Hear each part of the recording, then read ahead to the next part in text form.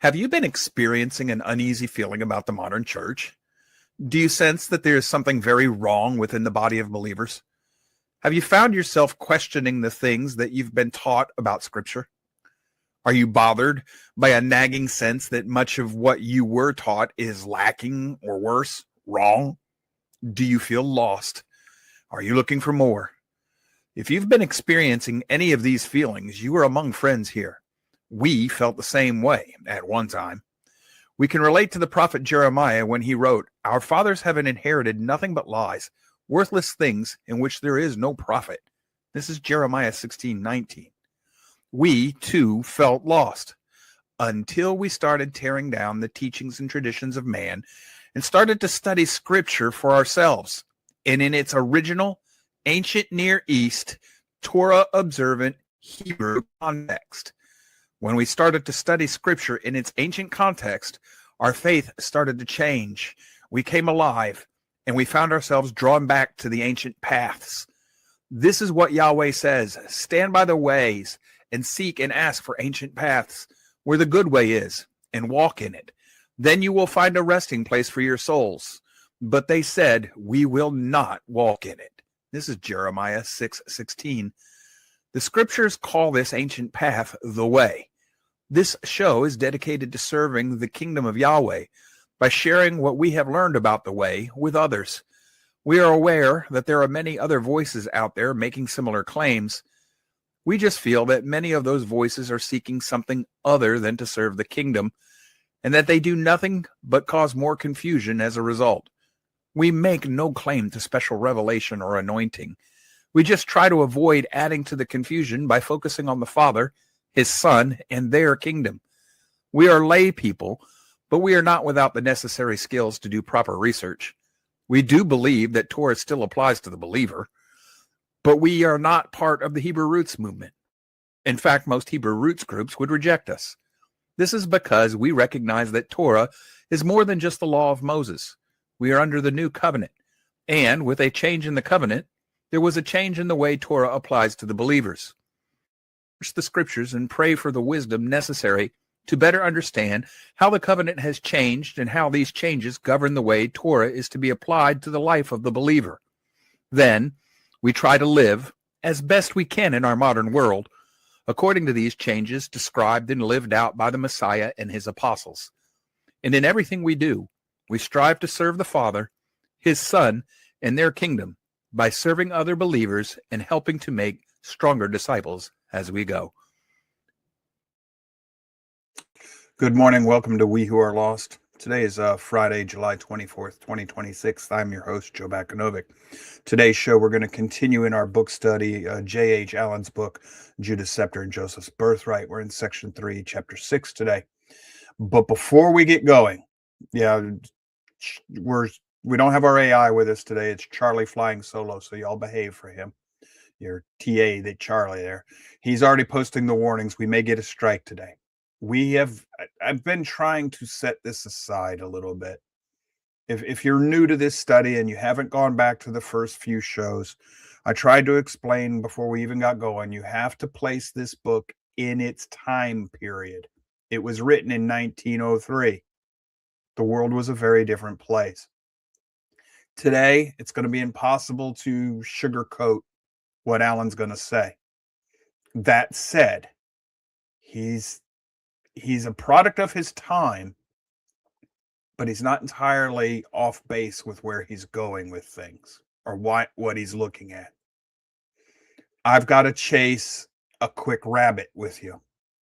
So we're going to do this before we even get going in the book today. Let me blow this up so you can see it. This is an AI search assistant. I looked up the word Aryan, and everybody knows that word from the Holocaust and the Nazis. But I've told you before, race was originally connected to language, not skin color. Right here, definition of Aryan, historical context. The term Aryan originally referred to the ethnocultural self-designation of the Indo-Iranians. It comes from a Sanskrit term.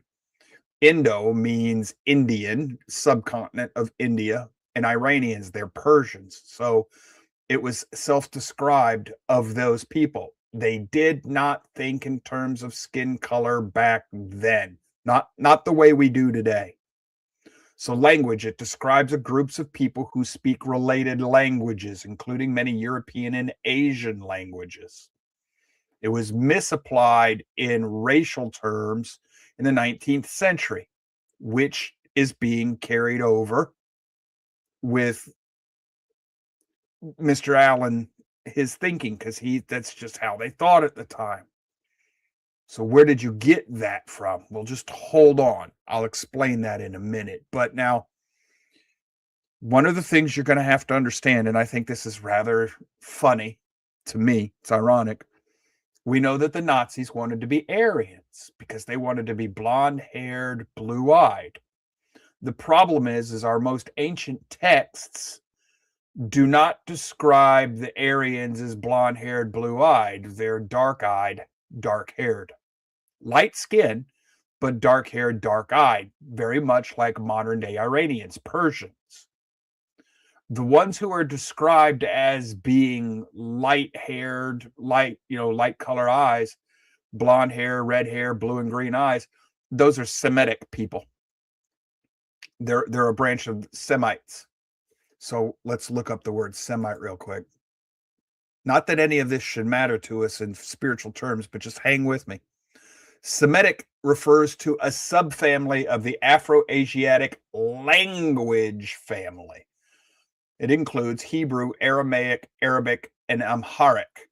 These languages share common features and roots, including their historical and linguistic connections. That's going to be important to us. Now, this is going to connect us to the Akkadians, who are the Babylonians, also Chaldeans, the Arabs, Israelites, Jews. And notice how it says Israelites and Jews. Whoever put this together, and it's AI generated, knows the difference between the two houses. And then the Phoenicians. Now, the Phoenicians are important. Notice it doesn't connect them to the Canaanites or the Hittites. Those are not Semitic people. So the irony here for me is, if the Uber race is Aryan, then why do they want to be blonde-haired, blue-eyed? Because those are Semites. I just say, well, Joe, all the Jews are dark. Yeah. We'll get to that. But this is important to us today. We've got to go back and understand what these things mean. These terms refer to language. And that's going to be important to us today as this study continues. Now, from Science and Culture Today, the racism, Darwin, and Darwinism. Most people don't realize this, but Darwin was a racist. And you've got to remember, this is what his book looked like: The Origin of the Species by Means of Natural Selection, Preservation of Favored Races in the Struggle for Life. And if you think that that is not skin color oriented, you need to read The Descent of Man. Darwin argued that the superior race is white, the white people, and that those are the civilized races, and they would eventually exterminate all the lesser races. We've inherited this, okay? This is not a skin color issue. This is a spiritual issue. But this is not one-sided. Before we get going to Alan's book, Gateway Pundit, jarring video, South African reveals what actually believed about whites, and it's horrific. And if you come down in here, the problem that South Africa have right now is that we don't understand white people. White people are inferior species to us. We are Homo sapiens. They have Neanderthal blood in them. So he's saying that we're dogs. And he uses that term later in the article. Says, unfortunately, by the strictest definition of what a human being is, white people are just below human beings. You are negotiating with an animal, a wild dog that you're trying to train to be tamed. So this whole idea of being able to trace people based on their skin color, that started with Darwin and the scientific examination of the races. There's nothing scientific about it. I reject it. It's a spiritual thing here. But in the material world, it's connected to languages, not skin color. So this is going to be important to us, especially in this chapter. Also, things like facial features. I've covered with you before. There's an article I've shared that shows you that the skin color of a people group can change as quickly as 200 years, but other physical features won't. Well, if you've ever looked at people from India, just look at their facial features. They have what you would think of as Caucasian features with very dark skin, and they're not black, it's just dark skin. Well, if you ever look at the people from Japan, they've got I guess it's a beauty thing over there. There's a muscle that we think of their eyes as slanted, but there's a tendon or something in their eye muscles. They'll cut them and it gives them round eyes. As soon as you do that, they have features that you would think of as Caucasian. We like to think of them as yellow-skinned people, Chinese, but they're not. They're very pale. Paler than most what we think of as Caucasians.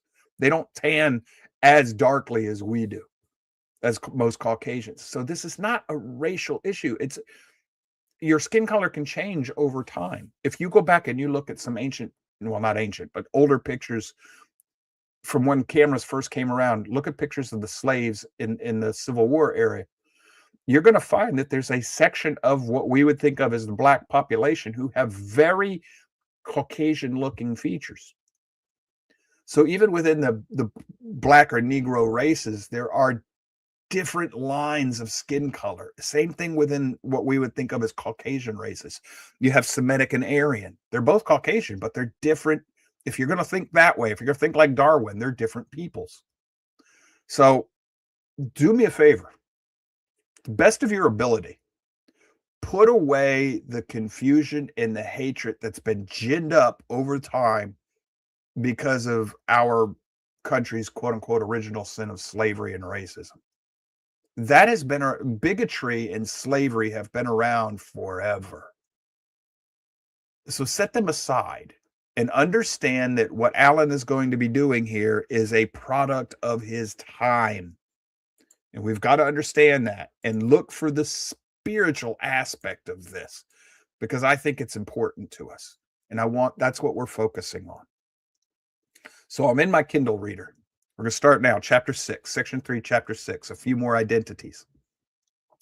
In Ezekiel's riddle concerning the kingdom of Israel, which is in the northwest isles of the sea, that fruitful land by the great waters to which those two ships of Dan carried their royal passengers, we are told that the kingdom became a green tree after the royal pair were united and placed on the throne in the height of Israel, and that it became a goodly cedar. Now, in the prophetic language, cedar trees mean worldly prominence and dominance, might, power, people of fame and all. And a green tree means it's alive, that it can bear fruit.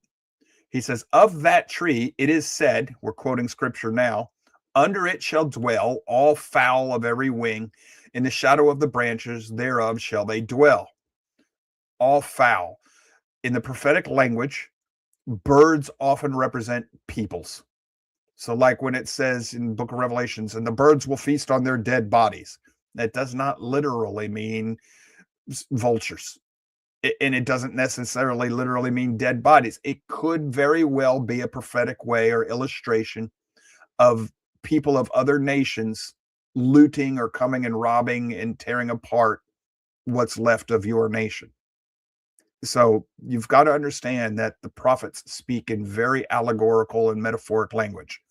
The next paragraph here, Alan says, all understand. Unfortunately, that's not true. Oh, by the way, quick rabbit.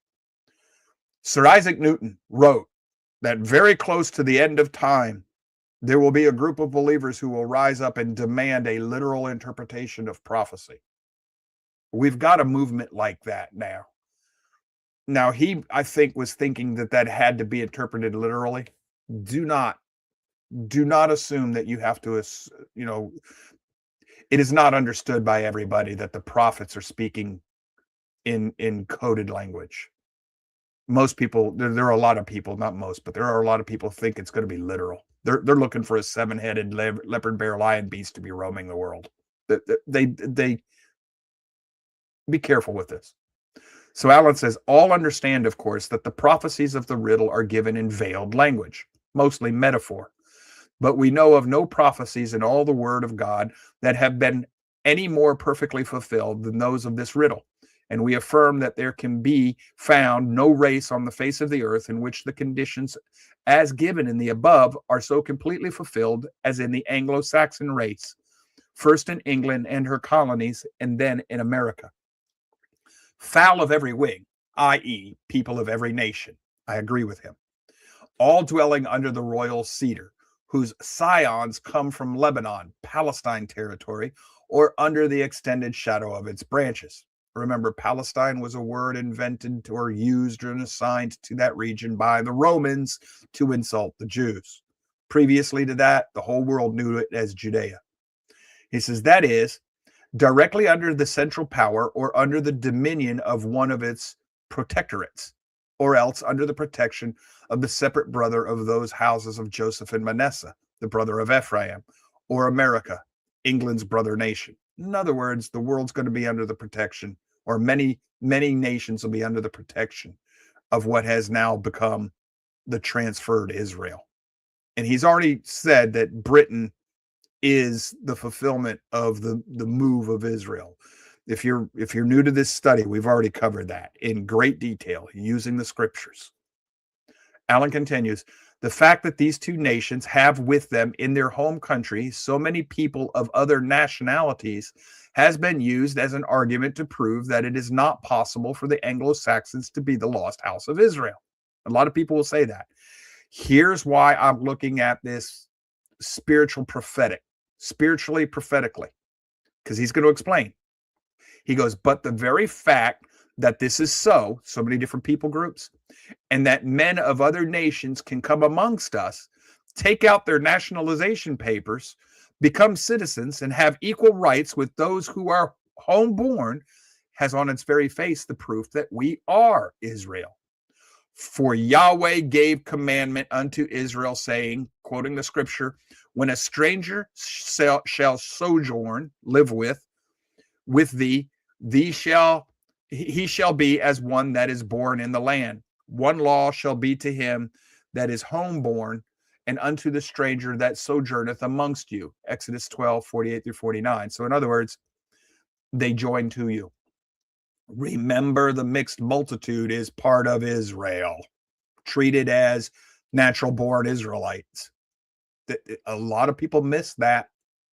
That's in the story of Exodus. They just amalgamate into Israel. So this spiritual prophetic pattern is real. Allen says the political conditions mentioned above do obtain in the Anglo-Saxon countries and in no other countries of the world. And that's actually true. It takes time. Don't think that this happens easily, but once you move in, you amalgamate. Now, that doesn't happen in other parts of the world. You want proof of that, just look at the Balkans and look at the region of the Middle East.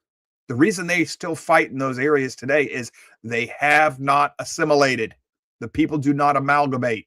They maintain their separate ethnic and linguistic differences. And even though they are put into political boundaries, okay, you three different groups of people, now you're in a new country. They don't ever accept that mess. That is not what we see in the Anglo-Saxon countries. It takes time, but they eventually assimilate in and become part of the country. So Allen continues, the reason given for the establishment of the law that permitted strangers to become a homeborn citizen in Israel is that they were strangers in the land of Egypt. As before them, Abraham, their father, was a stranger in the land of promise. The fact that this law prevailed in Israel and that it is the law in all Anglo-Saxon commonwealths shows that they are one and the same people spiritually. Yes, I agree.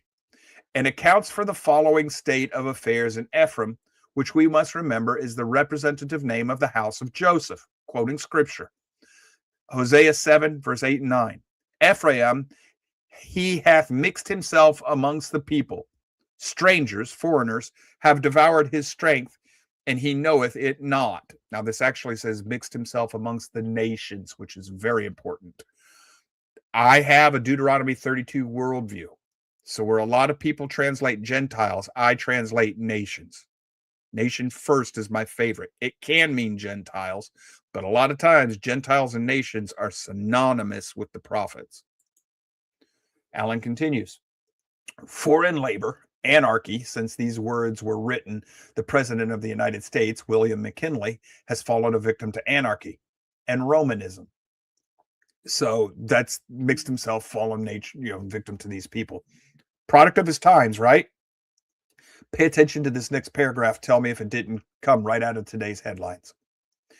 In both England and America, many of these strangers are naturalized and become homeborn, only that they may secure official authority, power, and prestige in their affairs of state so as to help the non-citizen foreign hordes to devour the strength of their government, and yet, apparently, they know it not. Charlie, could that have come out of the headline today? That you should have had that in blue. That's yeah, prophetic. I know, but folks, here's the prophecy. Ephraim has mixed himself amongst the nations. Strangers, foreigners, have devoured his strength, and he know it not. That is the flood of waters that the dragon spews out to try and swallow up the woman. The woman is Israel. The waters are non-believing, chaotic, lawless peoples. That's right here in Hosea. Do you track with Alan here, Charlie? Oh, I absolutely. sure yeah. do. This is like you said. This is reading a newspaper here. Now let me ask a question, Charlie. With all these different peoples that are looking for, all these refugees in the world, what nations are they all flocking to? Anglo-Saxon or every nation in the world? Oh, Anglo-Saxon. They're all flocking to Anglo-Saxon nations. Only. Yeah. Only. That's the fulfillment of prophecy. Allen wrote this in 1903, brothers and sisters, and it was already a problem back then. This is a condition that has existed since the ascension. It's one of the enemy's key terms. This is how key tools. This is how he tries to destroy Yahweh's people with a flood of others to just erase you. Thanks, Charlie. All right. Allen's going to continue. He says, surely these identities as given above are some of the waymarks which Yahweh commanded Ephraim, Israel to set up. Jeremiah 30, 20 through 21. But there are yet others. We have certainly made it clear that, I can't pronounce this, Tuatha de Danans of Northern Ireland were those of the tribe of Dan. The people who immigrated in Ireland, they are from the tribe of Dan. That I have no doubt about that. They're of Dan, who belonged to the seacoast colony, or at least that part who abode in their ships and thus escaped. Abode in ships, that's scriptural. But where Dan is there, Israel must be also. Why, Joe? For Dan was part of Israel and was to judge, ordain his people as one of the tribes of Israel. Not judge as in a bang, bang the gavel. Judge as to show you that they're, Alan's already covered this. It's a different type of judge. It's to bear witness to. Say, yep, this is where Israel is. It is a well-authenticated fact of history that Milesians or Scots inhabited north of Ireland as well as the tribe of Dan, that these were the same race of people and that the word Scot means wanderers. Professor Totten says, and a lot of this he's already proven, he's reminding us, the Scythopolis has been traced to Skytopolis, the city of Sikuth, a corruption of Sukkoth, which is a lot like Sukkot in Hebrew, or Scothati, the city of Scots, Sith, Sacs, are wanderers, dwellers in booths. Charlie, what does Sukkot mean? It means booths.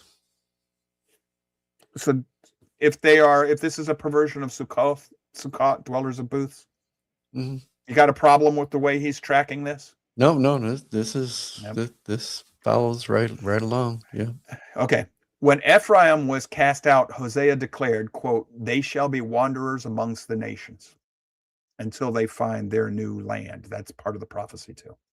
And this is in harmony with Amos, who says that they shall be sifted through the nations as corn is sifted through a sieve, and yet not one grain or stone was to fall to the ground. Hence, they were to wander through the nations until they reached the isles of the sea, that God appointed place for his people, where their enemies should not waste them and where they should renew their strength. But where Israel and Dan are, there too must the Canaanite be. And it is a well-known fact that the settlers of Southern Ireland are vastly different people from those of Northern Ireland, and that the difference is in their origin, for they sprang from a different race. Moses said to Israel, quote, scripture, "But if ye will not drive out the inhabitants of the land before you, then it shall come to pass that those which ye let remain of them shall be pricks in your eyes and thorns in your sides, and shall vex you in the land where ye dwell." Numbers 33:55. By the way, when everybody says, well, Paul must have had bad eyes, or he had a bad heart or kidneys or whatever because he had a thorn in his flesh, that's an idiom. He's talking about he's got somebody or some group of people that hassles him or bothers him, follows him around, causing trouble. He's talking about trolls. It comes right from here. Okay, it might be a physical ailment, but I don't think so. He's a Hebrew using a Hebrew idiom. Alan continues, Yahweh also said, quoting scripture, "If ye do in otherwise go back and cleave unto the remnant of these nations," the remnant of the other nations, "even those that remain among you, and shall make marriages with them and go in unto them, and they to you, know for certainty that Yahweh your Elohim will no more drive out any of these nations from before you, but they shall be snares and traps unto you." Joshua 23:12-13. That is going to be prophetically forever. Wherever Yahweh's people are, you're going to have these snares and traps because Yahweh's people refuse to separate from them. This is Deuteronomy 32 worldview. They have other gods. They're loyal to other gods. So they're harlots. If you're going to marry a harlot, you become a harlot, not the other way around. The Philistines most certainly did become a snare to the tribe of Dan, for they were the first tribe of Israel to fraternize with them, and the first to join with them in the worship of their god Baal. Simeon soon joined with them, and so eventually did both Israel and Judah, house of Israel, house of Judah. The evolution of the name of this Canaanitish nation is from Philistine to Phoenician, then Phoenicians, then Venetians, and then Fenian. The Fenians of Ireland boast of their Phoenician origin. This is known. Had the 16-letter alphabet and many evidences to justify their claim. These people lived with Dan and Simeon in Palestine and came with them to Ireland. These people actually worked for King David too. They are still hewers of wood and drawers of water. That comes from the scriptures. And certainly thorns in the sides and pricks in the eyes, only of England and America. They don't bother any other nation. This is the vexing, quote unquote, Irish question. And that goes back to his time when the Irish were coming into the United States and being thought of as subhuman and whatever. A lot of people, we focus on the blacks in the slave trade. We forget that the Irish, and there were a lot of white slaves sold into the United States as well. So he says, for, quote, "These are the nations which the Lord left to prove Israel by them." Judges 3:1. If they prove Israel, and Dan judges, and all of this is wrapped up in, are you going to separate yourself from these people physically and spiritually? Are you going to be holy, set apart? That's the Hebrew word. Set apart. That's what the Hebrew word means.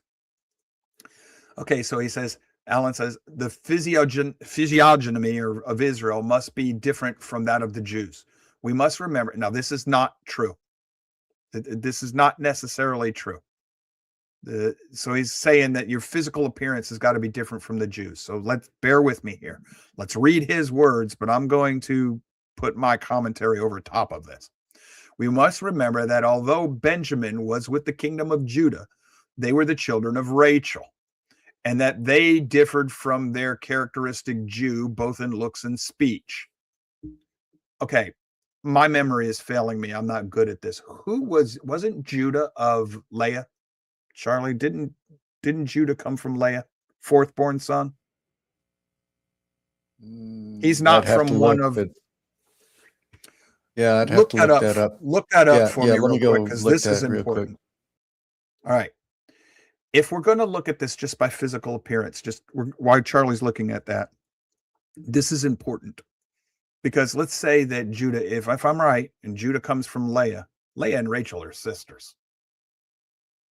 So Abraham and Leah. Yes, Leah, you're correct. All right. So the children of Abraham and Leah and Abraham and Rachel are going to pretty much look the same, if you're thinking of this in physical appearance. So this is why one of the places where the ethos of the times and maybe his zeal for trying to prove his point here trips Alan up. And this is why I'm like, I'm not a fanboy. I can look and see that people are wrong. So I disagree with him about Judah and the Benjamites looking differently. You know who's going to look differently? Ephraim. Maybe. Because Ephraim has a Egyptian mother, but that comes from the high Egyptian. So Pharaoh might have been given a bride from any nation in the world, because he gave away one of his daughters and everything. So we don't know what ethnicity she was, just because it says Egyptian.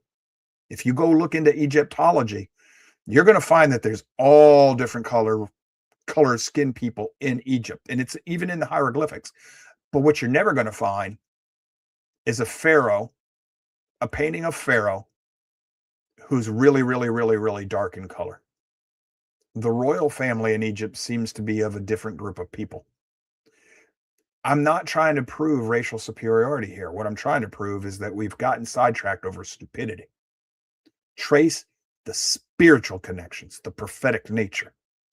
So, okay, we must remember that although Benjamin was with the kingdom of Judah, they were the children of Rachel, and that they differ much from the characteristic Jew, both in looks and in speech. The Galilean were Benjamites. That's true.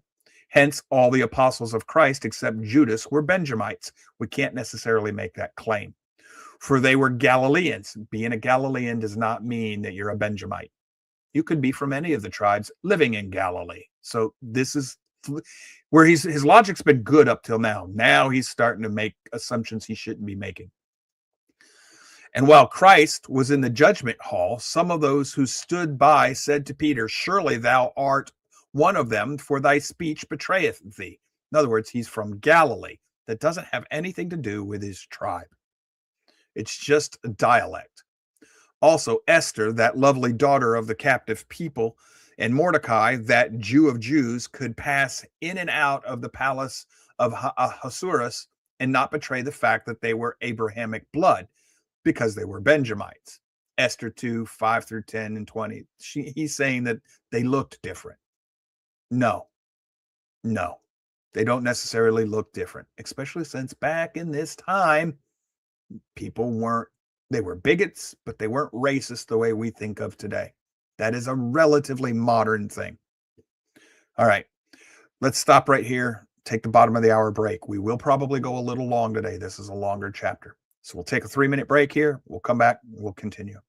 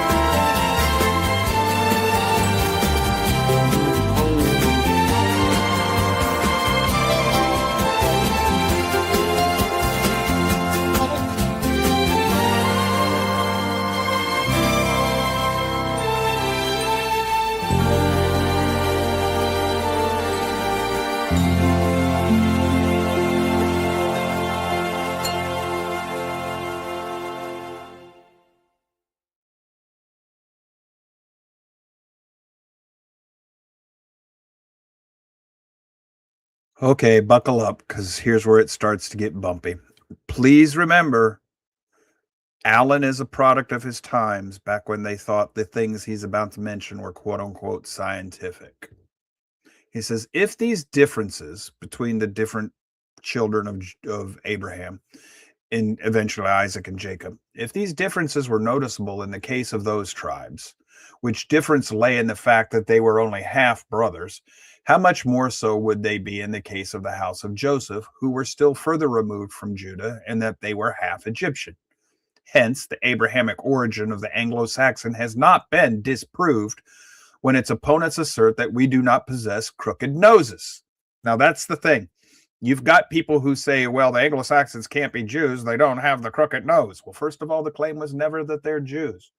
Second of all, from what I have read, this quote-unquote crooked nose everybody assumes is Jewish was actually picked up in the Babylonian captivity, and it is a product of the Arabic, Persian bloodlines from the intermarrying. And that's really, have you paid attention to Yasser Arafat and some of his people? Okay, so set the nose thing aside, but from what I understand, that's a physical trait that was not originally common to the Jews. Where do they get that from? From the artwork of the times. Okay, the Jew today supposedly looks different than the Jew back then that was carved onto the stone. Plus, this is also going to be connected to the Ashkenazi Jews more than it is others. And that's a whole argument, discussion topic. We'll get into it a later time. So he says the Anglo-Saxon has not been disproved when its opponents assert that we do not possess crooked noses. He says, but we assert that if they had the same shoe of countenance that is peculiar to the Jewish people, they could not be the house of Joseph. But we Saxons get our straight noses from our royal Egyptian ancestor. We say royal Egyptian ancestor because Joseph married Asenath, the daughter of Potiphar, prince of On, instead of priest of On, as you may see by consulting the original reading of Genesis 41:45, which just got covered this Tuesday. Whereas the Saxon has neither a decided aquiline nose or a pronounced opposite the Egyptian acute angle, but he has an exquisite Egyptian Jacobean blend, which is much more handsome. Blah, blah, blah, blah, blah. Whatever. That's all a matter of opinion right there. That's pseudoscience. Toss it out. At least in my opinion. It has been made clear to our readers that Omri, the sixth king of Israel, built the city of Samaria, the third and permanent capital of Israel, and that eventually the entire country, formerly called all Israel, became known as Samaria, because that was the name of its capital. Also, that Samaria became one of the national names of Israel, and is so used in some prophecies concerning them. This is true. In the Bible, it's true. Hence, Omri is regarded as the real founder of the kingdom of Samaria, and Samaria, Israel, was often referred to by other nations as the house of Omri. Now, this is important. He's writing this in 1903. A little of it at this point is supposition. In the hidden links, or whatever, the book I mentioned earlier, this is now known. Okay, this was 123 years ago. What he's about to get into now is now known beyond shadow of a doubt. It's actually in the archaeological record. It's hardcore in the record, chiseled in stone, written on tablets. So where he's about to go with this, he's flawless. When it says, when Shalmaneser, the king of Assyria, who led Israel into captivity, made a record of that captivity on the tablets of Assyria, he called them the house of Omri, Beth Kumri in that language. Also, same word, different languages. And remember, just because it's spelt one way in Greek doesn't mean, or Hebrew doesn't mean it's spelt that way in Greek, blah, blah, blah. They use different letters, different alphabet. Anyhow, it's sound. Okay, so just because we read Kumri, that doesn't mean it was pronounced that way. So Omri, Kumri. Also, when Israel was confederate with Rezin, king of Syria, and went against the Jews, and the Jews besought Tiglath-Pileser, who was at that time king of Assyria, to become their confederate, This is in the Kings and Chronicles where the northern and southern kingdom fight each other. It says he also in his records referred to Israel as Beth Cumri, meaning the house of the Cumri. In the annals of Sargon, who was also king of Assyria, Isaiah 20, verse 1, successor of Shalmaneser, the predecessor of Sennacherib, Israel is called Beth Cumri, house of the Omri, and their capital city, Cumri, on the Nimrud obelisk, Yehu, the son of Omri, is written Yahuwah Abil Cumri. In other words, says Professor Rollins, who does not believe this truth we are enforcing, says Yehu is usually called in the Bible the son of Nimshi. Now here's the problem we're going to have with this. This professor disagrees. He says, well, the Bible uses it differently. Alan wasn't quoting the Bible. Alan was quoting the Assyrians. The Assyrians use things differently. They're a different people. They're going to have different words, different language, different. Okay. So just because the Bible uses it one way and the Assyrians use it another is not disproof of the Bible nor of the Assyrian language that's in archaeology. They don't disprove anything here. Okay. This is not a contradiction. So Professor Rollins, who does not believe this truth we are enforcing, says Yehu is usually called in the Bible the son of Nimshi, although Jehoshaphat was his actual father, 2 Kings 9:20. But the Assyrians, taking him for the legitimate successor to the throne, named as his father, or rather ancestor, Omri, the founder of the kingdom of Samaria, Omri's name being written on the obelisk, and it is the inscriptions of Shalmaneser, where the kingdom of Israel is always called the country of Beth Omri. Dr. Hinks also says the title, son of Omri, is equivalent to that of king of Samaria, the city which Omri built, and which was known to the Assyrians as Beth Omri or Cumri. So like I said, the Missing Links book, whatever, that deals with the Assyrian texts and other archaeological finds, wholly supports Alan's interpretation here. Why is it important? Hold on, here we go. The tribes of both Dan and Simeon belonged, of course, to Beth Cumri, the northern kingdom, when we use as meaning the kingdom of Omri or Samaria. Simeon seems to have clung to this name far more tenaciously than did Dan, for they still call themselves and their country Kinri. Saville says this name Kimri or Simri, as it is more commonly written, is in reality the plural of Kymro, meaning a Welshman. Now, I know a lot of this just, you want to go, whatever. He's tracing linguistics. Okay. And to the best of my understanding, he's correct. And what he's describing to us follows logically. So if I'm not a linguist, I got that right up. I'm looking at the logic behind what he's saying. And some of this I have found in other sources much more modern than Alan's book from 1903 that agree with Alan. So the only linguist I got, or somebody who does language better than me, is Charlie. So if he sees something here that he's got a big problem with, he'll jump in and stop this. But this name that Alan says, this name Kimri or Simri, as it is more commonly written, is in reality the plural of Kymro, meaning a Welshman. This is also in that Missing Links book. And the country of Kimri is called themselves Kymru, which has been Latinized into the well-known name of Cambria. Now we're starting to really get into the English. The letter V in the Welsh language has two powers, and both these powers are active in the word Kimri. This letter V sounds as a U, except when it stands in the last syllable of a CL word, and then it has the sound of the Italian I or the English E. Hence, the correct pronunciation of the country of Wales or the land of Cymru in its ancient tongue would be as near as possible to the name Cymru, Cymru, or Cymru. All right. Well, a lot of people are going to be unconvinced. History lesson.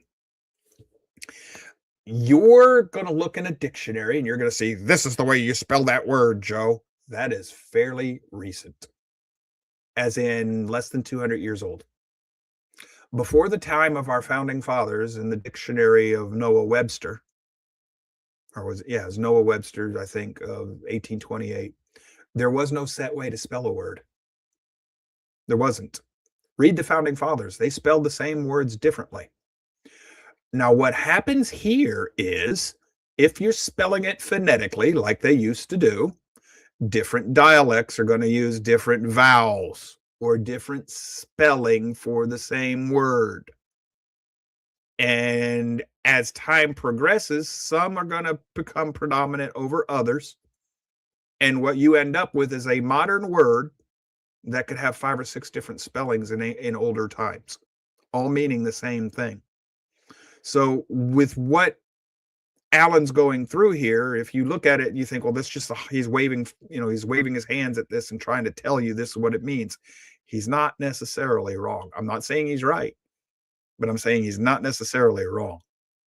What's more, if you go read that 1826, Charlie, pop on here for a minute because you use this dictionary a lot. 1828, yes. 1828, okay. How many of the words in there that today are one word to us are conjunctions back then? You remember all the apostrophes in their words? Yeah. There's, yeah. If you go back to reading the founding fathers and earlier than that, yeah, spelling was just phonetic. It was not. But not only spelling, a lot of the words today that are right, but a lot of the words we think of as one word are actually more than one word combined. Oh yeah. That and that you'll see that in that dictionary. You'll see it with the little apostrophes in the top of the word. So the language is morphed. That's what's important here. So far, you got a problem with where Alan's going with any of this? No. Everything so far, his linguistics, as best as I know, is accurate. All right, let me keep going then. So far, because he's going somewhere with this, but he's got to lay the foundation. He's going somewhere with this. It's important. All right, thanks, Charlie. We'll keep going. So bear with Alan. He's got a point, and it's an important one. So he continues. Thomas Stevens, in the preface to his Literature of the Comrie, says, on the map of Britain, facing St. George's Channel, is a group of countries called Wales, a group of counties, rather, called Wales, inhabited by a people distinct from, and but very imperfectly understood by, those who surround them. Their neighbors call them Welshmen. Welsh or Walsh is not a proper name, but a Teutonic term signifying strangers, Teutonic meaning Germanic, and was applied to all the persons who were not of that family. But the proper name of these people is Cymri. They are the last remnant of the Cimmeriari or whatever of Homer. What? Yeah, they're Greeks. What? Yes. But they're also of Danites and the Hebrew. Yeah. Alan's already done that work for us. And that work is put to bed right here in the story of the Celtic Saxon people by W.H. Bennett. Man, if you've read that one, that's okay. Mic drop, strut off the stage. That's done deal. We know that the higher order, the higher class of the Greek world are Hebrews. So Alexander was probably a Hebrew. We also know that from there they become the higher class of the Romans, which means most of the Caesars were probably Hebrews. The kings of Spain, Hebrews. All throughout Europe, Hebrews. All right. So the Cymri of Homer, and then the Cymri, the Cimbri of Germany. From the Cimbronic, I can't pronounce these, Jutland, part up there in Denmark.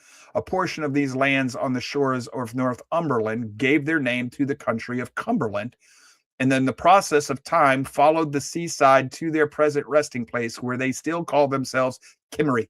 Okay, in 1903, they're still calling themselves by this name, and calling themselves Hebrews, and give their country a similar name. Their history, clear, concise, and authentic, ascends to a high antiquity.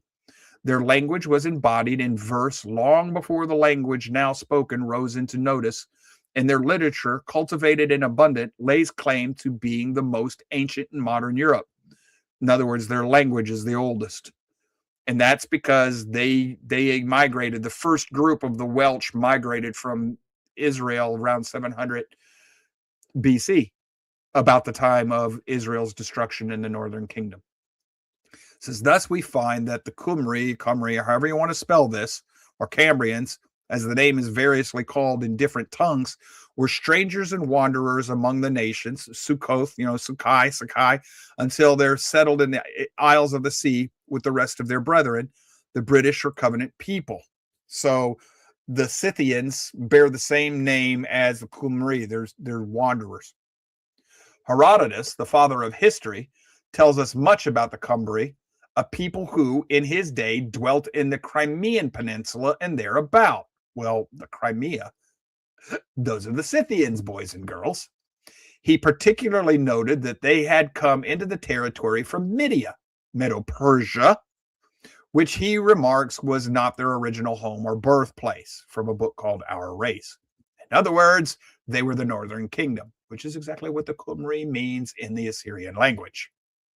We have thus conclusively followed the word Qumri. He's using linguistics, race by language, not skin color, for the reason that the people who are known as Angles, Saxons, Danes, Celts or Celts, Utes, Scots, Welsh, Scyths or Scythians, or Normans can trace themselves back to Media-Persia, but no further. You can't trace them. That's where they originate. They spring up out of there and find their ancestors in the Qumri, at the place and at the very time when Israel was losing her identity and was actually known in the history of that country as Beth Qumri. So it all lines up. All of those different people groups are Hebrews, Northern Kingdom, Israelites.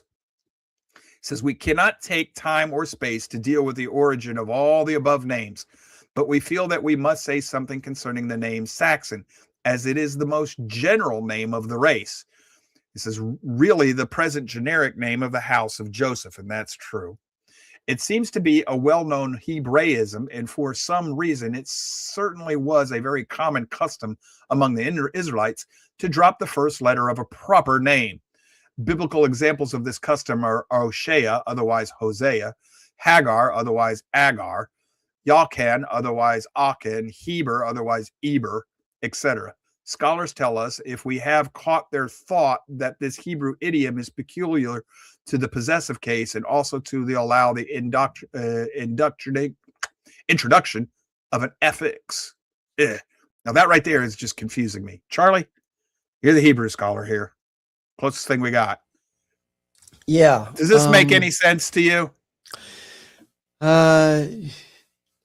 Not exactly, but he is pulling it from scripture. That I know. Yeah. I see where he's getting some of this, but I don't know. I'd have to do some more research on this exactly. Because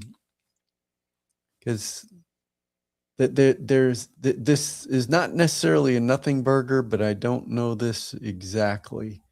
I have some ideas, but I don't know for sure. If where he's about to go with this causes you heartburn, chime in, because I want to try and get this next little section done, and we'll take a short break at the top of the hour or close to it. Okay. All right. When Jacob transferred the birthright to the sons of Joseph, he, with one hand resting on the head of each, prayed, quote, "Let my name Israel be named on them, and the name of my father Abraham and Isaac," unquote. That's scripture. The birthright kingdom did, as we have seen, inherit the name of Israel and also that of Isaac. For Amos says, "And the high place of Isaac shall be desolate, and the sanctuaries of Israel, Bethel and Dan, shall be laid waste, and I will rise against the house of Jeroboam with the sword." Amos 7:9, the northern kingdom. Here we have Isaac, Israel, and the house of Jeroboam used as interchangeable names for the 10-tribed kingdom. Yes, he's correct. Amaziah also says to Jeroboam, the king of Isaac/Israel, quote, "Yahweh said unto me, Go, prophesy unto my people Israel. Now, therefore, hear thou the words of Yahweh. But thou sayest, Prophesy not against Israel, and drop not thy word against the house of Isaac." Amos 7:16. That's Hebrew parallelism. Israel and Isaac are one and the same here. Thus the name of Isaac was named upon the house of Joseph. And it is true, both in race and name, that in Isaac shall thy seed be called. That's scripture. It seems that the Jews had a preference for the name Jacob, but Israel clung to the name of Isaac, especially after they were taken into captivity.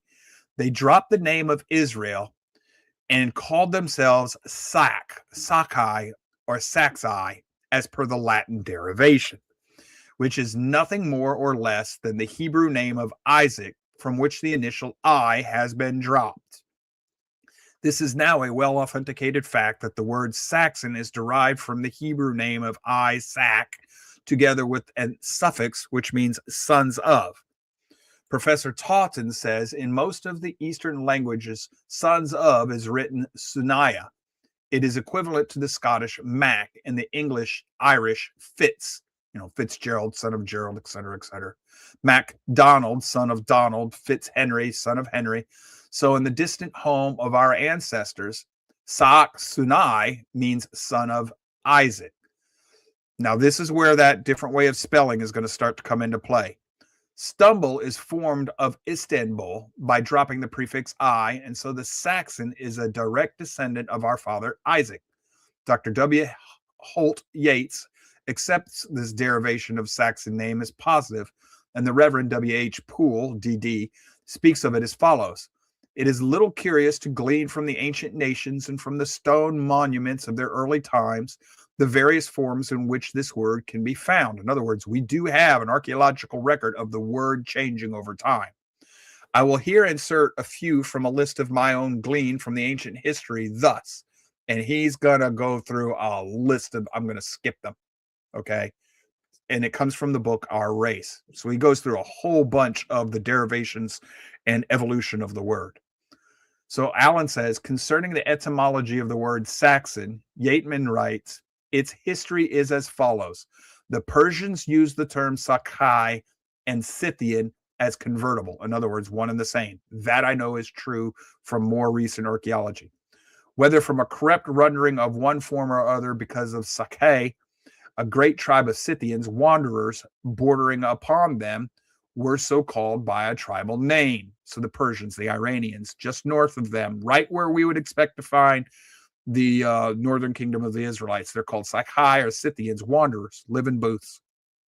Of the fact of the identity of the Sakai and the Scythians, there is not the shadow of a doubt. The Greeks record this as well.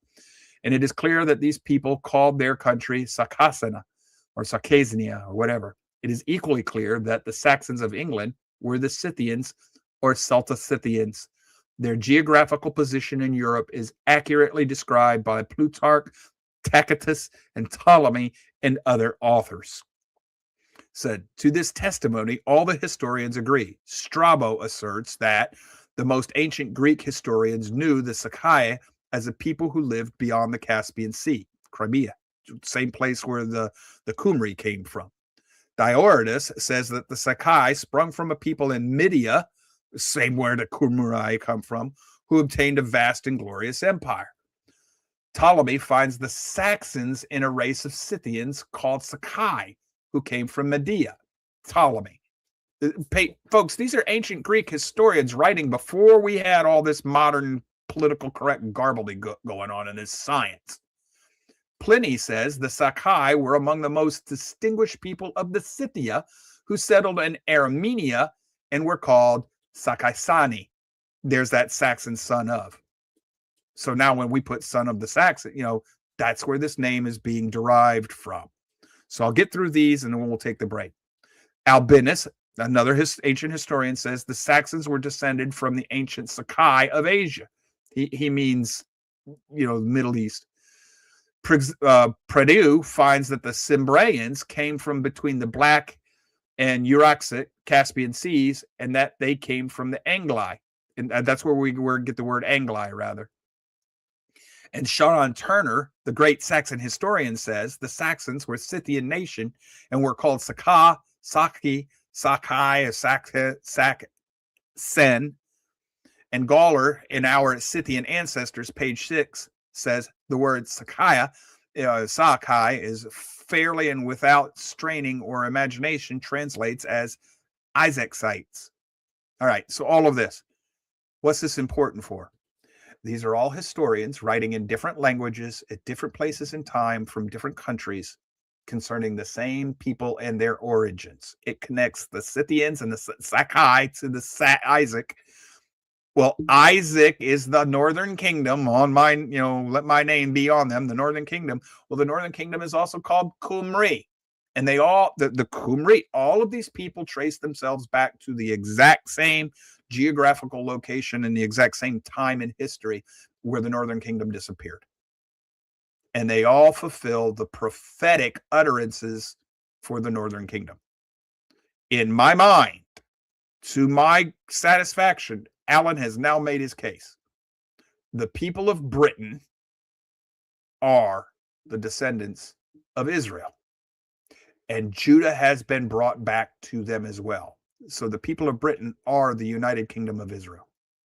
Not spiritually united yet, but that is the reunification of the kingdom of Israel, which is the kingdom of Yahweh on earth. Now, hold on. When we come back from the top of the hour, Alan is going to make a very important observation that you need to keep in mind. And you got to start looking at this prophetically and as real human beings. Don't read the Bible as mythology. Read it as history. The history of Yahweh breaking into our world and working his will through his people, whether they be servants or not. We're going to take a quick 3-minute break. We'll come back. We'll wrap this chapter up. Charlie, please.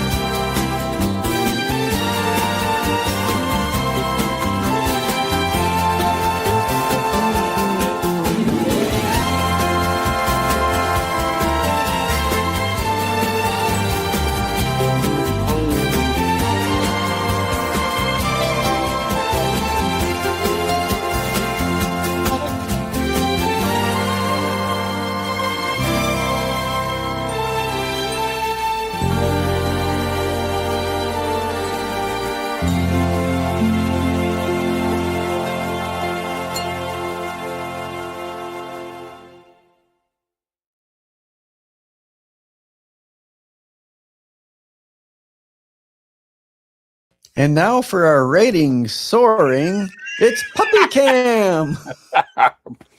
This is Annie. She's our puppy. Well, she's what, 4 years old now, but still, she still thinks she's the puppy. even though she's the biggest one in the house. She bully on her sister. All right, you got to go. Dave's got work. Okay? Go find Mama. Go find BB. I don't know who BB is, Daddy. All right, folks, let's continue. When we get done with this chapter, I'm going to explain to you why none of this is a nothing burger. I will explain. I may not be correct, but I know enough to know that this is not a nothing burger. This whole book study. We'll get to it at the end. Let's keep going. We left off down here. It says, but why has it been necessary for the historians of these various nations thus to trace this name and search records, tablets, and monuments and hunt for the origin of the Anglo-Saxons? Are they an obscure people? Are they a feeble nation? Are they an ignorant folk? Are they an uncivilized race? No, they are diametrically opposite to all of this. They are in every way the greatest race on earth. Now, folks, please, this is not white supremacy. And if he's going there, don't go there with him. But if you're looking at this spiritually, Deuteronomy 32 worldview, Table of the Nations worldview, then he's right. Because they, whether they are worshiping him or not, they are Yahweh's people. Not believers in the fact, but the chosen group of people through which Yahweh is going to work his will. So they are in every way the greatest race on earth, but they do not know where they originated, nor who were their ancestors. They are lost, physically lost, but they're also spiritually lost.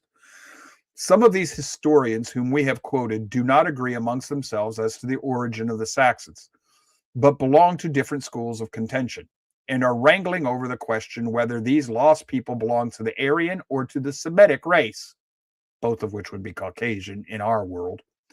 The only use which we have just here for their contention is to show that they all trace the Saxons to the very place where the captive 10 tribes of Israel were deported by Shalmaneser, the king of Assyria. That right there is the important part.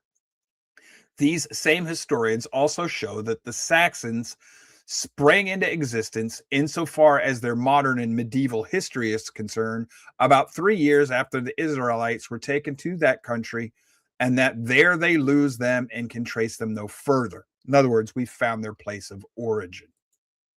Since both the Saxons and the Samaritan Israelites are lost, and since these Israelites are the sons of Isaac and were so called in sacred history, and since both people bear the name of the father Isaac, we have no hesitancy in saying that they are one and the same, and that they lost are found. He's uttering a fulfillment of prophecy now. The lost are found. And since these people have been told that they were not the chosen people of God in the past, they've been told that, we, together with many others, now declare unto them that they are the natural children of Abraham, the national sons of God. Now, one of our listeners emailed me saying that she hopes for the day to live to see the day where these lost tribes are told that you are the sons of the living God. Well, ma'am, if you're listening, that day's already passed. This has been being declared now for over 150 years. Allen is not the beginning of this wave. He's writing in the middle of it. It began in the mid-1800s. This prophecy has been fulfilled. The hunters have already been out and about. They have found the lost tribes. We know who they are. That prophecy is fulfilled, which should bother you if you understand where we are in the prophetic seasons. You're very, very close to the return of the Messiah. I don't know if it'll happen in our lifetime or not, but I'm saying in the grand scheme of all of human history, you're closer now than you have ever been. And I don't mean just because you're a day further, past this. No. I mean, all the prophetic signs are lining up, and I'll explain more in a minute. Allen continues. It is a most significant fact that Leafael, stone wonderful or whatever, the name of the Bethel stone is the same whether read from right to left as the Hebrews do, or whether read from left to right as the Saxons do. Also, the word has just 7 letters, the perfect number. And if we start with the 4th, the human number or central letter, it read that one either to left or the right. We have in both instances the same word, i.e. Fail or fail. in which if we use PH for the F sound, we have the Hebrew word wonderful, which is one of the names of the Messiah. Or if we start either with the right or left, read to the central letter and then back again, the place from which we started, Laphael, we have the full name of Laphael, or stone, wonderful, wonderful stone. Now, all of this might seem like a nothing burger to you, but this is Gematria. And if you remember that there are no, in the Hebrew, it would just be LFL, or the Hebrew equivalent of LFL. They say, well, the F is going to be a different letter. Well, remember, this is phonetic spelling, the phonetic of a different language. So the logic fits. And he's right. If I switch out the English F for the Hebrew word that might give us that same sound, the meaning is going to be perfect, at least in the spoken way of speaking it. Whether it's written that way or not is irrelevant. The way it's going to be read and understood is going to work. So his point here is that stone has the same name for Hebrews as it does for Saxons. Whichever language you're reading, it's going to have the same meaning. Okay. And I don't remember what the technical term for this is, where the word reads one way, the same way it reads backwards. But that's what we have cognate. Here. Okay. All right. But it works. He says, in a former chapter, when quoting from the Irish chronicles concerning Laphael, that's that stone, the destiny stone, we showed that one form of the word, or one of its names, was written Leagael. He did do that. This word has the same peculiarities as that of Laphael, Leagael. And folks, this one's going to be even more fun. But that would be an earlier language, closer to the Irish. It says it has the same peculiarities. It also has 7 letters, and that when it is read either from left to right or from right to left, it is the same word, or by beginning either to the right or the left and reading to the central letter and back again. We still have Leagael. And by beginning with the fourth or the central letter and reading either from left to right as the Saxons do, or from right to left as the Hebrews do, we have in each case the same word, Gael, Gael. This word Gael in Hebrew is a Hebrew word, and yet it is absolutely one of the most important words in all of the history of the Saxon people. For it is the name of that tongue, speech, or dialect, which is the very root of the king's English. And this is true. As the language is sometimes called, which is now known as the mother tongue of the Saxons, but which evidently is not the original language of that race, for it is only several hundred years old, and these historians from whom we have quoted trace them back along the line of the history for 2,520 years. So in other words, this is a relatively newer language.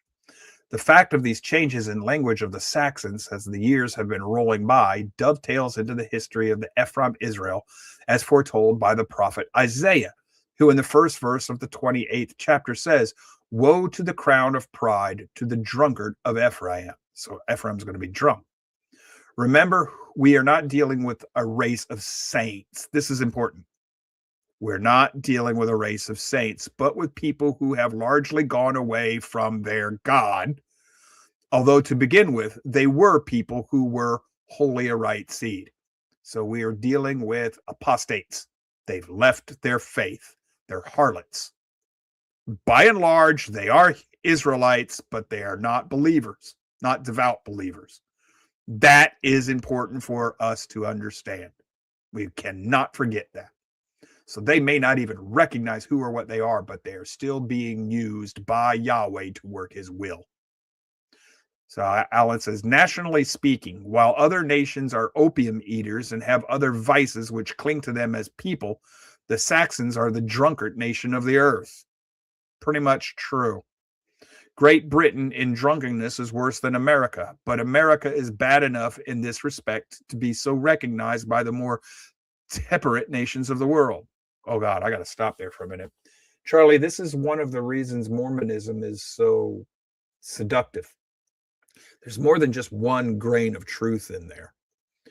I tend to agree with what Alan is talking about here, that Ephraim tends to like to drink. Do you know there's only one group of people that are more prone to alcoholism than the white man? And that's the Native American. which would tend to imply that they are Ephraim. Maybe an early migration of the Northern Kingdom to the New World here, somewhere along the line, or people who moved here when they were shopping around for materials for the temple under King David. So, came with the Phoenicians and the Danites. There's enough archaeological evidence in the United States to support this theory. So Joseph Smith was not entirely off in left field here with this. No, because there's actually a book called View of the Hebrews that was authored around the time of Joseph Smith that documents this very carefully. And further research into this, the Algonquin speaking tribes of North America can be traced back to Israel, both in language, DNA, and cultures and artifacts. There's many ways. And the Mormon apologetics actually use this to try to prove the Book of Mormon and blah, blah, blah, blah, blah. Yeah. But that's not what's really going on here. These were, like you said, very likely the people from Dan and Zebulun and such that came over here mixed with the during Phoenicians. Solomon's time. Mixed with the Phoenicians, that would have been with them. Right. And there's a third group of people we know because to mine the ores and other natural resources here for the building of Solomon's temple and such. But there's a third race with them, because when we find these writings that are in the United States where we have the Phoenician, the Hebrew, Paleo-Hebrew, there's another nation that we still haven't identified that writing, not to the best of my knowledge. So you've got 3 people groups that have been traveling with them. Right. So but when you study it, it seems to be that the Hebrew side tended to be the more dominant of the 3. Yeah.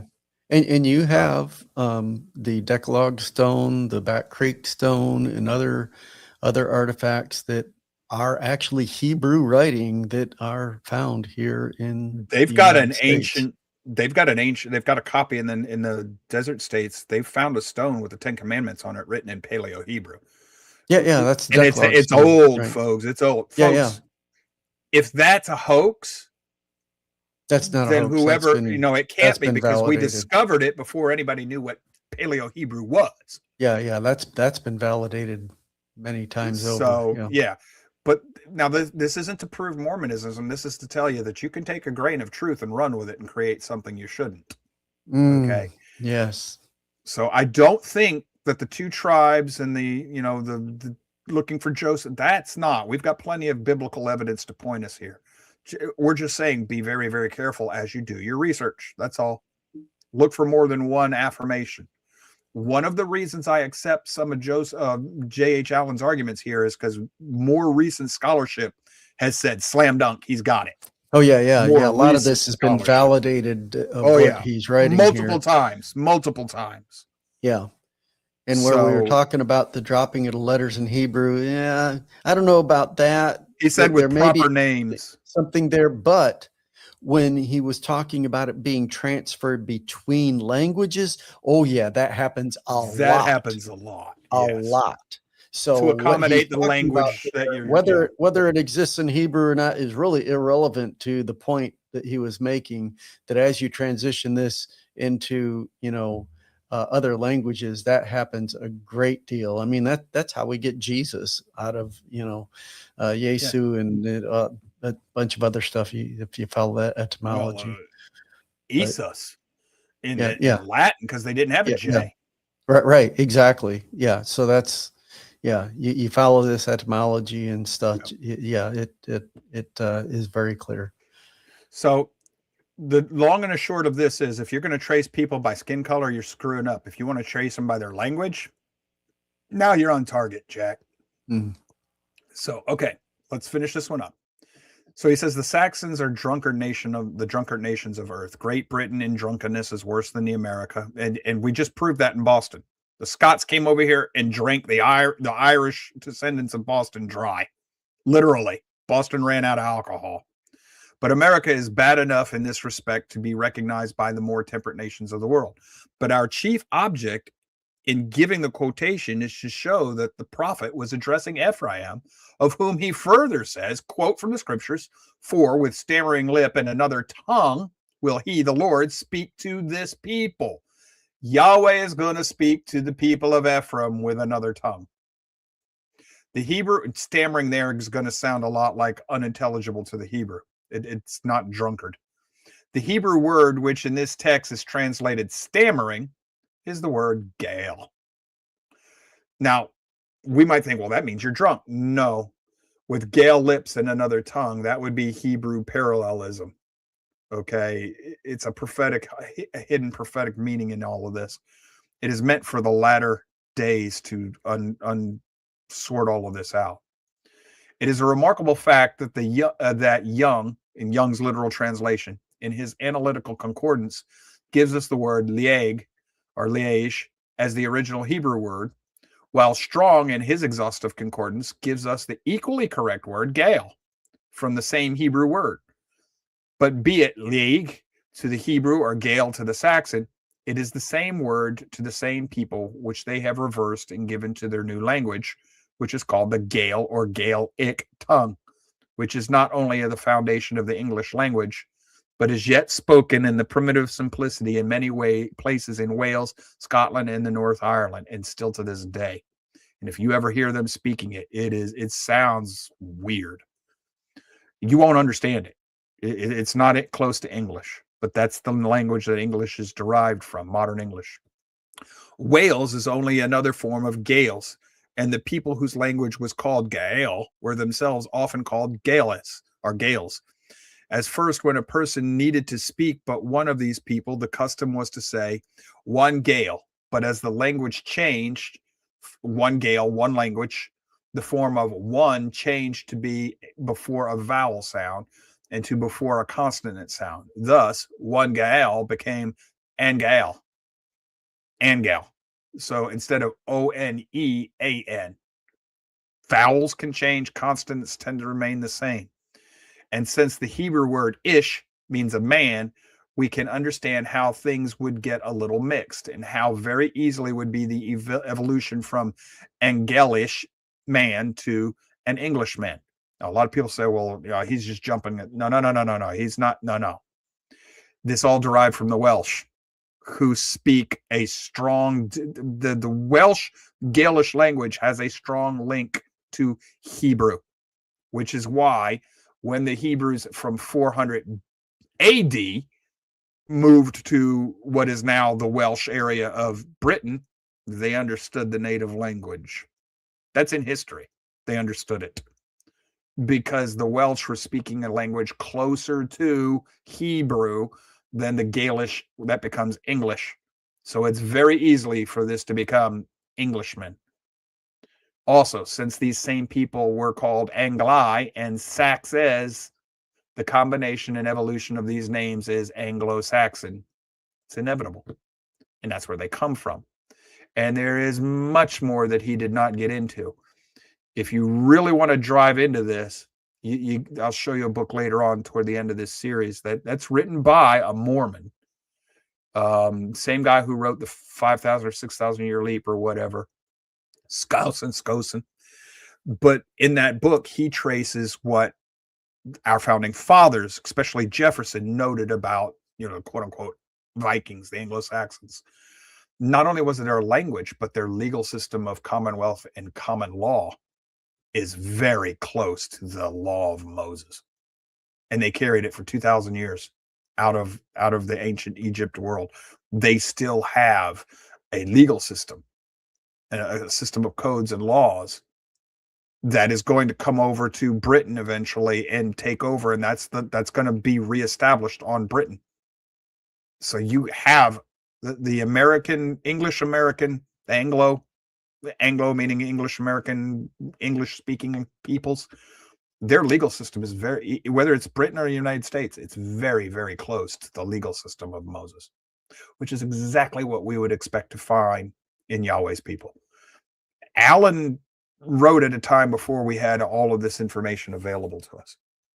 So we're benefiting from being able to add on to it. Now, it's all or nothing burger, Joe. It's all nothing. Okay. There's a passage in your Bible, in the book of Revelations. It says, in 1 hour, Babylon has fallen, right? Smoke rises, nations afar off, they weep. Oh, all of the trade that we used to do with Babylon, it's all gone. Be careful how you interpret prophecies. You try to be too exact with them, in my opinion. I'm not telling you this is the interpretation, but we know it's Mystery Babylon has fallen or whatever, all this mess. Mystery Babylon, apostasy. Literally, it's apostasy. It's a harlot. Babylon is spiritual imprisonment, spiritual deception, spiritual powers. Egypt is world power and physical bondage, slavery. That's how the prophets use this. If the United States is the seat of Ephraim, and if we are apostate, as J.H. Allen just said, just because you are the descendants of Israel does not mean you are faithful. You have a tendency toward apostasy. Then I would expect to find Baal, Ashtoreth, and Moloch in this land. And guess what I find? Baal, Ashtoreth, and Moloch. Go read Return of the Gods. So if I find that, then I'm looking for something to strike the seat of trade in the United States that deals with the seat of trade in the whole world. Strike it down in 1 hour that causes the whole world to pretty much stop and take note. Oh, 9/11. 9/11 was conducted by the descendants of the Assyrians. Have you read that book, brothers and sisters? Isaiah 9. This is the Harbinger by Jonathan Cahn. Isaiah 9 is a warning to the northern kingdom. They ignore it, and they boast that they're good in their own might, which is exactly what Ephraim does. Boasts in his own might. And then they're toppled.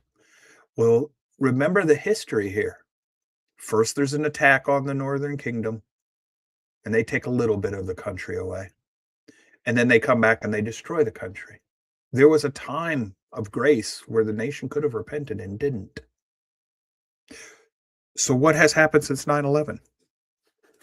Not only have we not repented, but we boasted just like the northern kingdom did back then. And we're being destroyed by the exact same people group that destroyed them in pretty much the exact same way. We are now being flooded with Islam and with godless heathens known as secular humanists, communists, socialists, Canaanites, being destroyed by the exact same people that destroyed the northern kingdom the last time. The prophetic nature.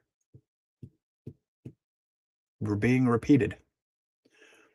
If that's a nothing, and by the way, that tells you that this is not Ephraim. This country is not Manasseh, it's Ephraim. Which would mean the United Kingdom is Judah, still under attack.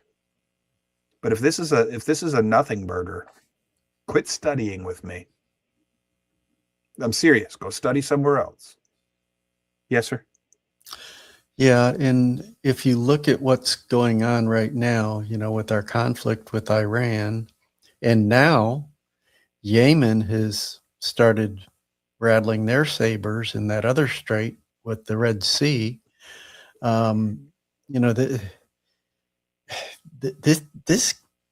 This could usher in some pretty bad juju going on. Are you starting to think that maybe the Battle of Gog and Magog is global? Global and it's, and I believe that's more spiritual than it is physical, but I see these things going on. I see these things going on there as a shadow picture of this, what's going on, because you see this, if you listened at all to your series on Islam and you apply that over what's going on in the world overall, Oh yeah, yeah. We're right in the middle of this. By the way, there are a lot of people starting to talk about Islam in the end times. Folks, Brother Skofield was way ahead of them. Oh Almost yeah. 75 years ahead of Oh them. yeah. Way ahead. Yeah, he goes all the way back into the 60s Yeah. and he prayed for 12 years before he even started his study on Islam. 25 years of work before he wrote that book. And he published the first one in 89. So 25 years before that, it's 64. Yeah. So Brother Skofield was on it for a long time. He was on it right when it was actually beginning to happen. Yes, that's why I think Yahweh put his hands on him to reveal this. You know, that brother was used to open. If you would, a modern day prophet, if you will. I mean, he opened these things up. And, he could very well be a biblical prophet. He rightly divides the word of Yahweh. Yes. That's what a prophet does. Right. And he explains the prophecies as they're being fulfilled.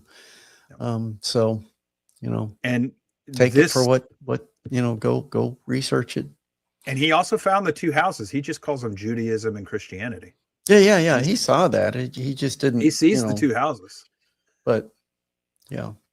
And had he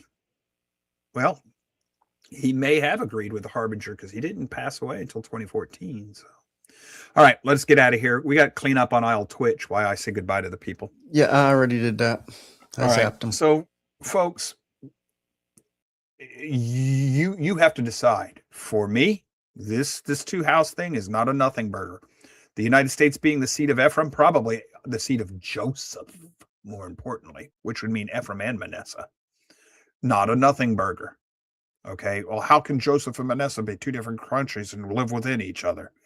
Trust me, spiritually, it can happen. We'll get into all of this when we wrap up this series, but we've only got 3 chapters left. Stick with us if you've been this far.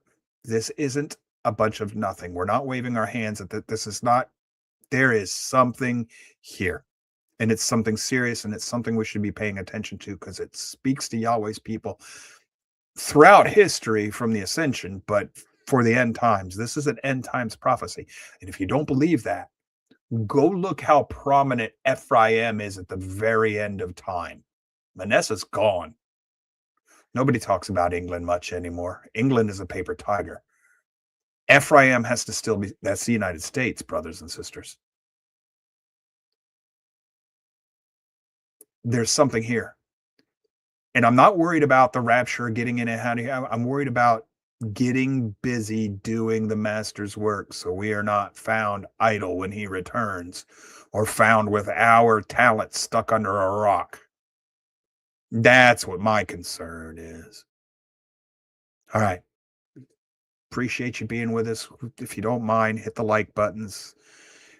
Please, if you have a mind to do so, follow the show, hit the bell. If you're looking for political commentary, we're not the place. Go follow Steve Dace on Rumble. He has a YouTube channel, but he has to censor that one. Go follow him on Rumble. That brother has been just hammering the biblical worldview political commentary lately. And I mean, he sounds like me. And I don't know when he started his radio programs. I don't know which one of us. I'm older than he is, but not by a much. I could be parroting him. He's parroting me. It doesn't matter. 2 witnesses on the same message. I don't need to do political commentary. He's doing fine enough. Do I agree with everything? No, but he and I are usually almost always in the same section of the bleachers, just not necessarily on the same row of seats. But if you want political commentary, I cannot recommend him highly enough. Go watch Steve Dace. Rumble. Usually the day behind. He's a day behind on Rumble because they have to upload it and everything. But you can also get his podcasts if that's how you want to listen to him. We're here to look at the world even more focused from a biblical perspective, which last week Dace was talking about. Hey, look, if we're toast politically and we can't do anything in the material world, I'm going to go all scripture all the time. And he's already said that. And he said he's considering it. Well, I've already made that decision. I don't know how to tell anybody. I no longer think that we can stop what's happening in the political world. So I'm more scripturally oriented, but also how to think, wisdom, a biblically grounded class on how to teach history and thinking and right reasoning. So that's where this show has always found its niche, and that's where we're going to stay. It'll be a small voice in the wilderness, but it's there for those who find us. Yahweh will lead the people he needs to come here. He'll lead us to us. If not, he'll shut me down. That's fine. So if you're still studying with us, follow, hit the bell, whatever. We love every one of you. We thank you for being here. Manic Monday on Monday. We'll go from there. So until then, till we see you again, y'all stay safe. Take care. Yahweh bless. Shabbat shalom.